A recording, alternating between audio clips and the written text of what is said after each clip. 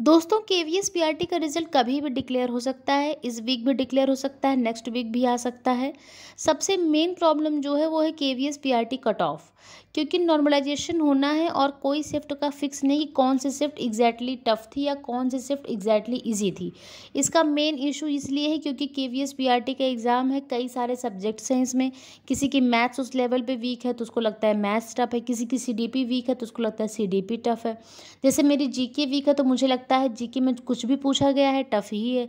तो प्रॉब्लम यहाँ पे ये आती है कि जब मल्टीपल सब्जेक्ट्स वाले एग्ज़ाम होते हैं उसमें आप सिर्फ कैंडिडेट से पूछ कर नहीं पता कर सकते कि एग्ज़ाम का लेवल कैसा था, जब तक कि आपको एक बहुत बड़ा सर्वे या फिर ओवरऑल आपको सीन या मार्क्स ना पता हो। तो मेन प्रॉब्लम ये आती है कि आप कितने कट ऑफ तक किस शिफ्ट में क्या अपने आप को सेफ फील करें कि हाँ इतना इससे ऊपर तो कट ऑफ नहीं जाएगा, इतना तो सेफ ही है। तो अगर आप एक ओवरऑल ओवरव्यू लें हर शिफ्ट का, तो मेरे घर में 6 लोगों ने केवीएस पीआरटी का एग्ज़ाम दिया था मेरी पूरे फैमिली में, क्योंकि जो थोड़े कम पे स्केल पे उन्होंने भी पीआरटी का एग्ज़ाम दिया था। केवीएस पीआरटी की पे स्केल तो ठीक ठाक है। तो मेरा जो एग्ज़ाम था वो 22 को था, मेरे ब्रदर का जो एग्ज़ाम था वो 24 को था, मेरी जो एल्डर सिस्टर है उनका जो एग्ज़ाम था 28 को था और एक दो लोग और हैं जिनका एग्ज़ाम जो है 28 को इवनिंग में था, दीदी का मेरे मॉर्निंग में था। एंड मेरी ही फ्रेंड है उनका एग्ज़ाम जो है 21 को था। तो मेन प्रॉब्लम इसमें ये आई है कि जिनका जिस भी शिफ्ट में एग्ज़ाम था कुछ ना कुछ सबका उनकी प्रिपरेशन के अकॉर्डिंग थोड़ा कम अच्छा ही हुआ है। किसी ने नहीं कहा कि जैसा वो प्रिपेयर करके गए थे उससे इजी पेपर आ गया है।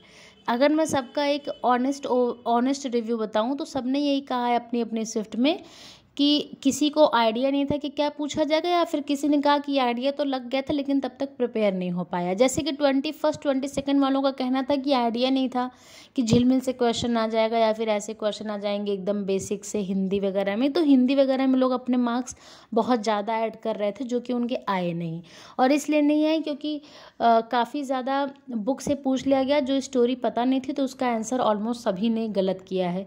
जिसने कभी नहीं पढ़ा है उसको सही करने का कोई चांस ही नहीं बनता है। दूसरी प्रॉब्लम क्या है कि जिनको पता चल गया कि हाँ ये आएगा तो 3-4 दिन में इतनी स्ट्रेस में किसी को तैयार नहीं हो पाता है कि हाँ चलो पता चल गया तो तुरंत जो है प्रिपेयर हो जाएगा। प्रिपेयर करना, लर्न करना ये इतना फास्ट नहीं होता है अगर आपने कभी नहीं पढ़ा तो। जैसे आपने कभी भी कोई स्टोरी नहीं पढ़ी है तो ज़रूरी नहीं है कि आप स्टोरी पढ़ कर चले जाएँ और आपको रिसाइट रहे या आप जो है उसको याद कर पाएँ। तो ये कोई बहुत मुझे अभी तक जितने भी मैंने एग्ज़ाम दिए हैं मुझे कभी ये कंफर्ट महसूस नहीं हुआ कि अगर मेरा 2-3 दिन बाद एग्ज़ाम है तो मुझे इसका कोई प्रॉफिट मिल जाता है। 2-4 नंबर का कभी कभार मिल सकता है, गॉड ग्रेस, लेकिन ज़्यादा नहीं मिलता है। इनफैक्ट टेंशन और हो जाती है अगर जो स्टार्टिंग के एग्ज़ाम्स हैं वो थोड़े पैटर्न से हट के या टफ आने लगे तो। इससे क्या होता है कि सीरियसनेस और इससे क्या होता है एंजाइटी बढ़ जाती है और हम लोग वो रिवाइज़ करने लगते हैं जो हम लोगों ने कभी नहीं पढ़ा है। और इसमें क्या होता है कि जो पढ़ा है वो टॉपिक भी छूट जाता है। तो हर चीज़ के डिसएडवांटेज है। और एग्ज़ाम लेट में जिसका 28 को था, मॉर्निंग में जिसका एग्ज़ाम था उसने भी कहा कि एग्ज़ाम टफ़ था, इवनिंग में जिसका था उसने भी कहा कि एग्ज़ाम टफ़ था। हम लोगों ने खुद पेपर देखा और जेन्युइनली सेइंग 28 की सीडीपी टफ़ थी, चाहे वो मॉर्निंग की हो या फिर इवनिंग की हो। मेरा खुद का 22 को था, लेकिन मैं इसको क्लियरली कह सकती हूँ कि 28 का जो है सीडीपी वो काफ़ी टफ़ थी। एंड टफ़ इसीलिए थी क्योंकि हम उनमें कोई भी क्वेश्चन ऐसा नहीं था जिसको आप देख कर टिक कर सकें। और जब आंसर अनश्योर होता है, ऐसा बुकिश नहीं होता है, टेक्सचुअल जैसा हम लोग रीड करते हैं वैसा क्वेश्चन नहीं आया होता है, बहुत एक्सपेरिमेंटल होता है, तो उसमें कन्फ्यूज़न भी बराबर होती है। क्वेश्चन की लैंग्वेज डिसाइड नहीं करते कि क्वेश्चन इजी है कि टफ। ये तो आप लोगों ने केवीएस में देख ही लिया होगा। मेरा केवीएस टीजीटी का रिजल्ट सिर्फ और सिर्फ सीडीपी से रुक गया। मेरी सीडीपी उतनी अच्छी नहीं थी क्योंकि मेरा सब्जेक्ट मैथ्स था। मैंने मैथ्स पे हमेशा से कुछ एक्स्ट्रा ही फोकस किया और इस वजह से सीडीपी मेरी उतनी क्लियर नहीं हो पाई और 2-3 महीने ही मैंने पढ़ा, इसके पहले मेरा कोई एग्ज़ाम नहीं था। तो CDP is not a easy subject. अगर आपने इस पर प्रॉपर टाइम नहीं दिया है तो ये आपको डिश कर सकती है।